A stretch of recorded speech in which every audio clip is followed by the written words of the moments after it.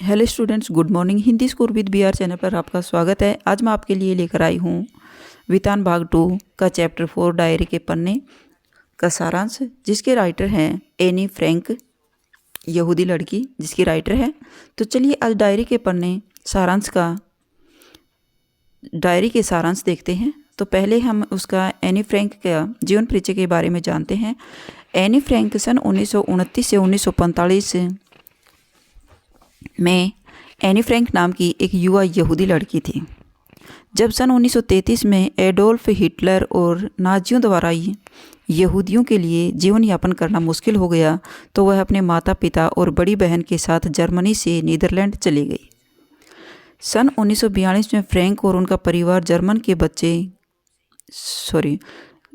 सन 1942 में फ्रैंक और उनका परिवार जर्मन के कब्जे वाले एम्स्टर्डम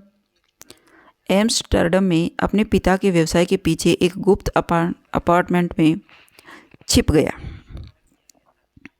सन 1944 में एनी फ्रैंक को पुलिस के द्वारा पकड़ लिया गया तथा यातना शिविरों में भेज दिया गया।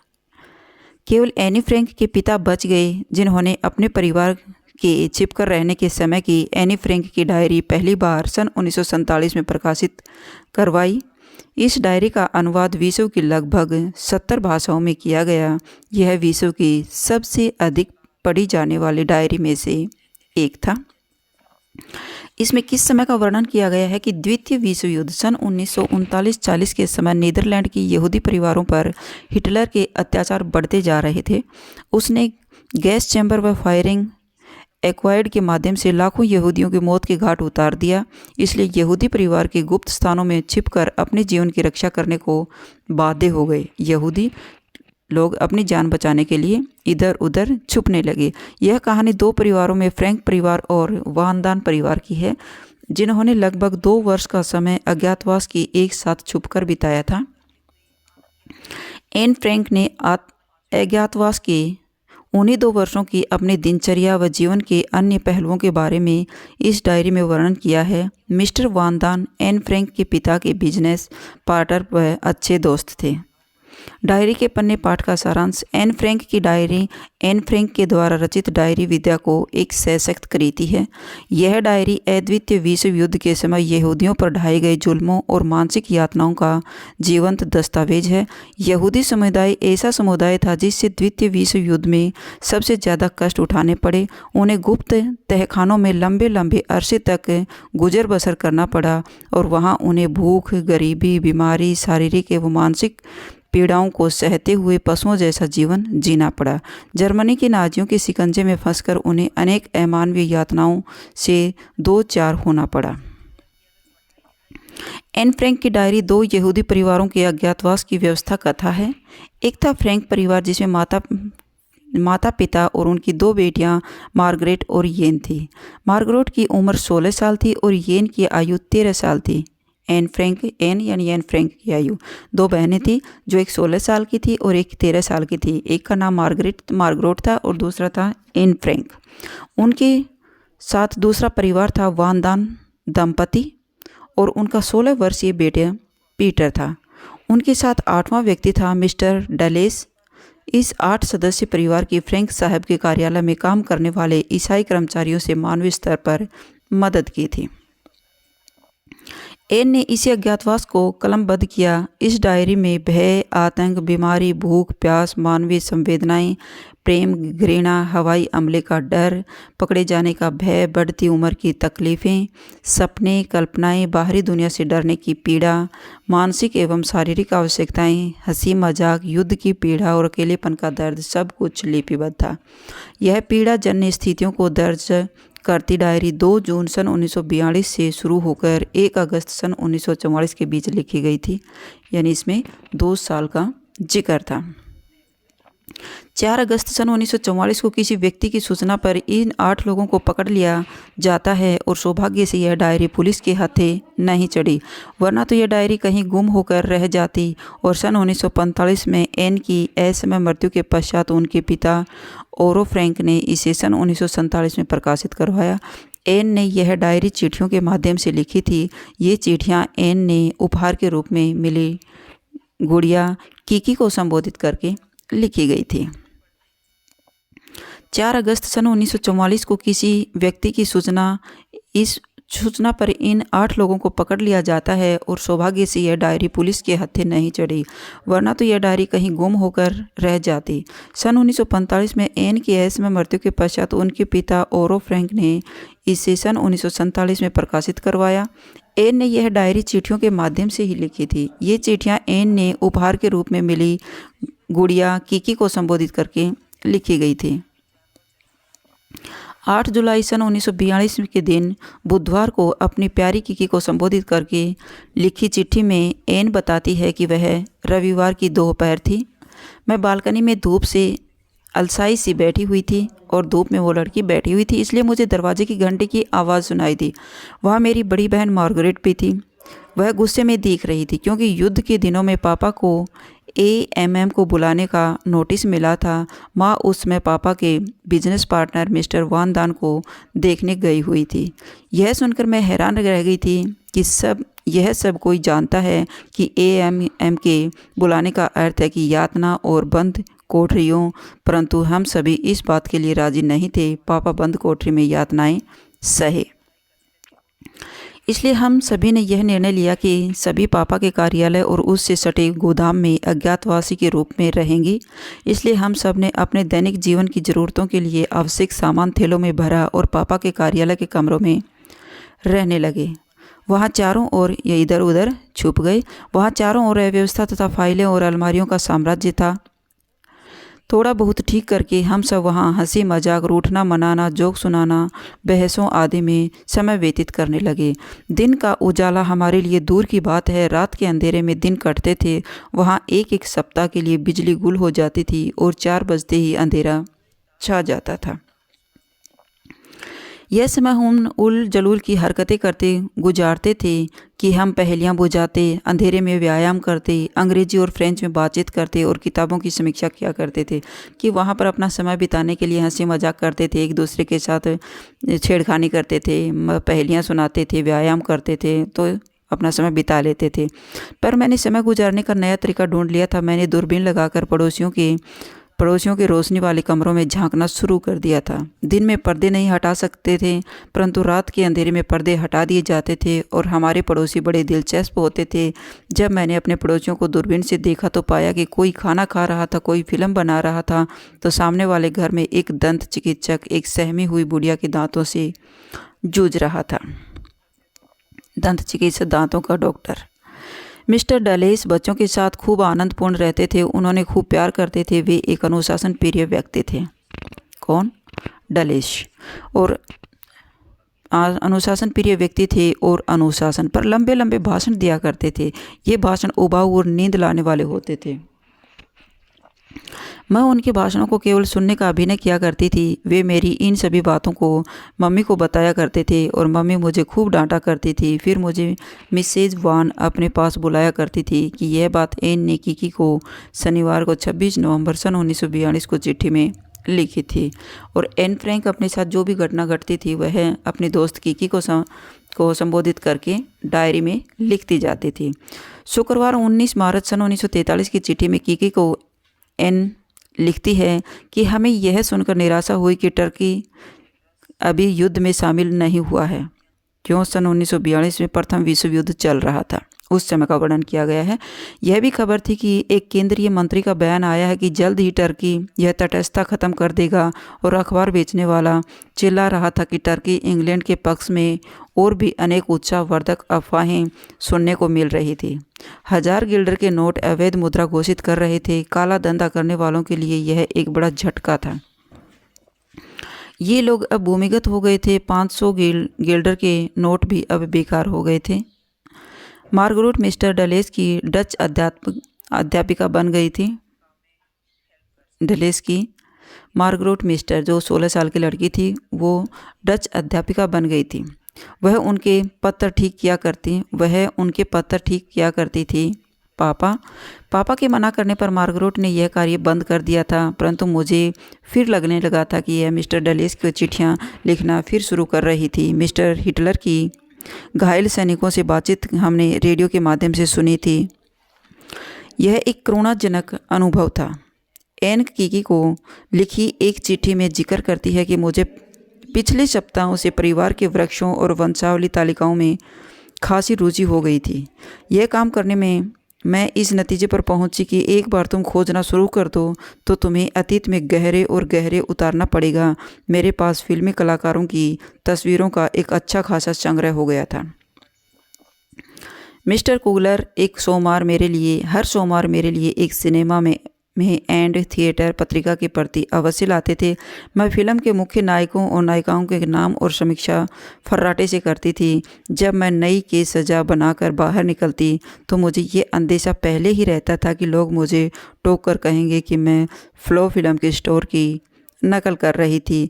जब मैं यह कहती कि यह मेरा अपना आविष्कार है तो लोग मेरा मजाक करते थे, यहाँ तक मेरे हेयर स्टाइल का भी मजाक उड़ाते थे। वो किसी फिल्म में की हेयर स्टाइल अपनाती थी। सवाल है कि आधे घंटे से अधिक टिक नहीं पाता था। मैं इससे बोर हो जाती थी और सबकी टिप्पणियाँ सुनते सुनते मेरे कान पकने लगते थे। मैं सीधे गुसल खाने में जाती और मेरे बाल फिर से उलझ कर घुंघराले हो जाते थे। यानी एन फ्रैंक के बाल घुंघराले थे। वो बार बार बालों के स्टाइल बनाती थी। कभी किसी पिक्चर में बनती हीरोइन के बाल देख करके अपने बाल बनाती थी। तो वो अपना समय अपनी ही शरारतों में बिताए जा रही थी। कभी अपनी कीकी गुड़िया को संबोधित करके विश्व युद्ध के बारे में जानकारी देती थी। तो हर बात वो अपनी डायरी में लिखती थी। एन फ्रैंक बुधवार 28 जनवरी सन 1944 को एक चिट्ठी के माध्यम से अपनी प्यारी गुड़िया कीकी को बताती है कि जॉन और मिस्टर कलीमैन भी अज्ञातवास में छुपे अथवा भूमिगत हो गए थे, कि वो भी अपनी जान बचाने के लिए छुप गए थे। लोगों के बारे में कहना और सुनना अच्छा लगता था। हम सभी उनकी बातों को ध्यान से सुना करते थे। वह कहा करते थे कि हमें उन सब की तकलीफ़ों से हमदर्दी है जो गिरफ्तार हो गए हैं, और उन लोगों की खुशी में हमारी खुशी है जो कैद से आज़ाद हो गए हैं। भूमिगत होना यानी भूमि में छुपना, अंदर छुपना या अज्ञातवास चले जाना अब आम बात हो गई थी। कुछ लोग ऐसे भी हैं जो छुपे लोगों को वित्तीय सहायता पहुंचाते थे। वित्तीय सहायता यानी पैसों की सहायता पहुंचाते थे। लोग अपनी जान बचाने के लिए विश्व युद्ध से डर गए थे और बच्चों को अपनों को छुपा दिया था। यह बात हैरान कर देने वाली थी कि ये लोग अपनी जान जोखिम में डालकर करीब दूसरों की मदद करते हैं। इसमें सबसे बढ़िया उन लोगों का है जो आज तक हमारी मदद कर रहे हैं और हमें उम्मीद है कि हमें सुरक्षित किनारे तक ले जाएंगे। वे प्रतिदिन ऊपर हमारे पास आकर कारोबार और राजनीति के बारे में बातें करते थे। वे हमारे जन्मदिनों पर फूल और उपहार लेकर आते थे। वे हमें हमेशा खुश रखने के लिए कोशिश करते रहते थे और वे सदैव अपनी बेहतरीन भावनाओं और प्यार से हमारे दिल को जीत रहे थे। एन फ्रैंक कीकी को संबोधित करते हुए कहती है कि कैबिनेट मंत्री बाल्किस्टिन ने लंदन से डच प्रसारण में कहा है कि युद्ध के बाद युद्ध का वर्णन करने वाली डायरियों और पत्रों का संग्रह किया जाएगा। युद्ध के बाद जो डायरी और पत्र उनका संग्रह किया जाएगा। यह सुनते हर कोई मेरी डायरी को पाने के लिए उत्सुक था। एन सोचती थी कि 10 साल बाद जब लोगों को पता चलेगा कि हम किस प्रकार अज्ञातवास में जी रहे थे, शायद लोग चकित रह जाएंगे। हवाई हमले के समय औरतें बुरी तरह से डर जाती थी। जब ब्रिटिश लड़ाकू जहाज 550 टन गोला बारूद बरसाते थे तो हमारे घर घास की पत्तियों की तरह कांप जाते थे और हमारे घरों में अनेक अजीब तरह की महामारियां भी फैल रही थी।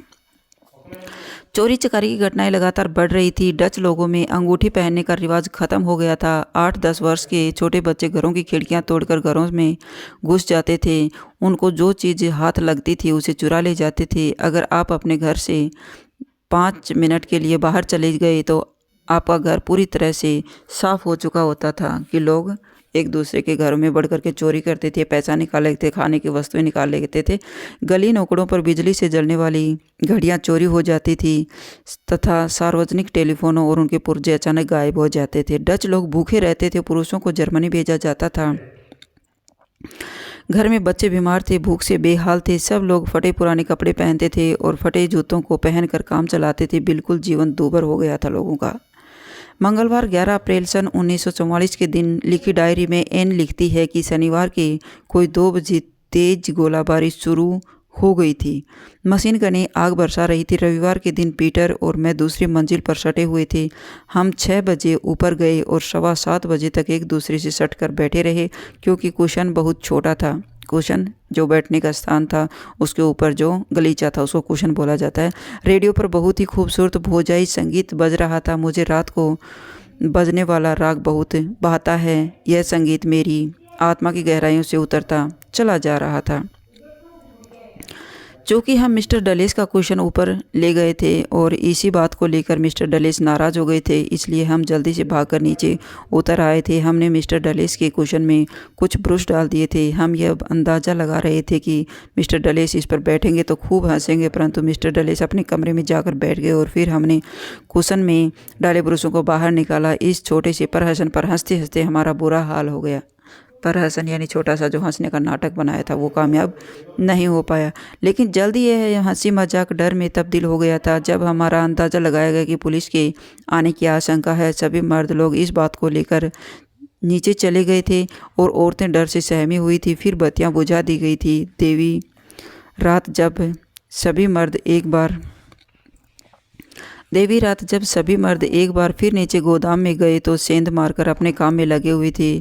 मर्दों को देखकर वे भाग गए थे। उनका यह प्रयास निष्फल कर दिया गया था और यह घटना अपने आप में एक बड़ी मुसीबत थी। 13 जून दिन मंगलवार सन 1944 की चिट्ठी में एन फ्रैंक ने कीकी को बताती है कि वह 15 वर्ष की हो गई है। 2 साल हो गए उसे छुपते अपना जीवन बिताते हुए। इस जन्मदिन पर सभी ने उन्हें उपहार दिए थे। अब दुश्मन देशों के एक दूसरे पर हमले तेज हो गए थे। बेहद खराब मौसम, लगातार वर्षा, तेज हवाएं और समुद्र अपने पूरे उफान पर था। चर्चित तथा अन्य अधिकारी उन लोगों का दौरा कर रहे थे जिन पर ब्रिटिश सैनिकों ने कब्जा कर लिया था और बाद में मुक्त करके दिया था। चर्चित एक जन्मजात बहादुर थे। वे टॉर्पीड नाव में थे। इनकी टॉर्पीड नावों के माध्यम से तटों पर गोलाबारी की जाती थी। अगर ब्रिटिश ने जर्मनी के साथ संधि कर ली होती तो हॉलैंड और उनके पड़ोसी देशों के हालात खराब हो जाते। हॉलैंड जर्मनी बन चुका होता और इस प्रकार उनका अंत भी हो सकता था। एन फ्रैंक अपने निजी बात को सार्वजनिक करते हुए कीकी को कहती है कि यह सच है कि पीटर मुझे बहुत प्यार करता है। पीटर उनके पड़ोसी का लड़का था जो गर्लफ्रेंड की तरह नहीं बल्कि एक दोस्त की तरह रहता था। उनका स्नेह दिन पर दिन बढ़ता ही जा रहा था, लेकिन कोई रहस्यमयी ताकत हम दोनों को पीछे की तरफ खींचती है। मैं नहीं जानती कि वो कौन सी शक्ति है। एन पीटर के प्रेम में दीवानी है, पर स्वयं कहती है कि अगर मैं उनके कमरे में 1-2 दिन के लिए न जा पाऊँ तो मेरी बुरी हालत हो जाती है। मैं उनके लिए तड़पने लगती हूँ। पीटर एक सच्चा, अच्छा और ईमानदार लड़का है, लेकिन वह मुझे कई तरह से निराश करता है। वह शांति प्रिय, सहज, सरल, सहनशील व आत्मीय व्यक्ति था। उनका एक मिशन था कि वह उन सभी इल्ज़ामों को गलत साबित कर सके जो उनके ऊपर लगे हुए थे। उनके मन में मेरे प्रति जो बात थी वह कहना चाहता था, परंतु पता नहीं क्यों वह उसे अभिव्यक्त नहीं करना चाहता था। हम दोनों अपने अतीत, वर्तमान और भविष्य की बातें किया करते थे, परंतु वह चीज़ प्रेम जो हम दोनों के मन में थी उनकी बात कभी नहीं किया करते थे। हम अपने प्रकृति प्रेम के बारे में एन फ्रैंक कहती है कि वह प्रकृति को निहारना चाहती है और यही सोचकर उन स्मृतियों में खो जाती है जब नीला आकाश, पक्षियों की चहचहाने की आवाज़ें, चांदनी रात और खिली कलियां उन पर जादू सा कर देती हैं। अब ये सभी चीज़ें बीते ज़माने की हो गई हैं। वे आगे कहती हैं कि आसमान, बादलों, चांद और तारों की तरफ देखना मुझे शांति और आशा की भावना से सरोबार कर देता है। उसके दिमाग में कुछ इस प्रकार के प्रश्न उठते हैं जो उसे लगातार परेशान करते थे, जैसे पुरुषों का औरतों पर शुरू से शासन करना, सौभाग्य से शिक्षा, काम और प्रगति से औरतों की आंखें खोल दी। अब कई देशों में उन्हें बराबरी का दर्जा दिया जाता था। आधुनिक महिलाएं भी स्वतंत्र होना चाहती थी। वह चाहती थी कि महिलाओं का पूरा सम्मान होना चाहिए। वह पुरुष की मानसिकता के बारे में कहती हैं कि सैनिकों और युद्धों के वीरों का सम्मान किया जाता है, उन्हें अलंकृत किया जाता है, उन्हें अमर बना डालते हैं, तक का शौर्य प्रदान किया जाता है और शहीदों को पूजा भी जाता है। लेकिन कितने लोग ऐसे हैं जो औरतों को भी सैनिक का दर्जा देते हैं। लेखक श्री पॉल दे क्रोइफ की मौत के खिलाफ मनुष्य एक पुस्तक में जिक्र करते हुए कहती है कि आमतौर पर युद्ध में लड़ने वाले वीर सैनिक जितनी तकलीफ, पीड़ा, दर्द, बीमारी और यंत्रणा उठाते हैं उससे कहीं अधिक दर्द ये औरतें उठाती हैं जो बच्चों को जन्म देती हैं। जब बच्चा जन्मने के बाद औरत के शरीर का आकर्षण कम हो जाता है तो उन्हें उनके हाल पर छोड़ दिया जाता है। लोग शायद ये भूल जाते हैं कि औरत की मानव जाति की निरंतरता को बनाए रखती है। यह लगातार संघर्ष करती है कि शायद इतना संघर्ष हम सारे सिपाही मिलकर भी नहीं करते। वह अंत में कहती है कि मैं कदापि यह नहीं चाहती कि औरतें बच्चे जन्ना बंद कर दें, परंतु मैं उन लोगों के खिलाफ हूँ जो समाज में औरतों की सौंदर्यमय योगदान को महान नहीं मानते। वह आशा के साथ अपने कथन को समाप्त करती है कि अगली सदी में औरतें ज़्यादा सम्मान और सराहना की हकदार बनेंगे।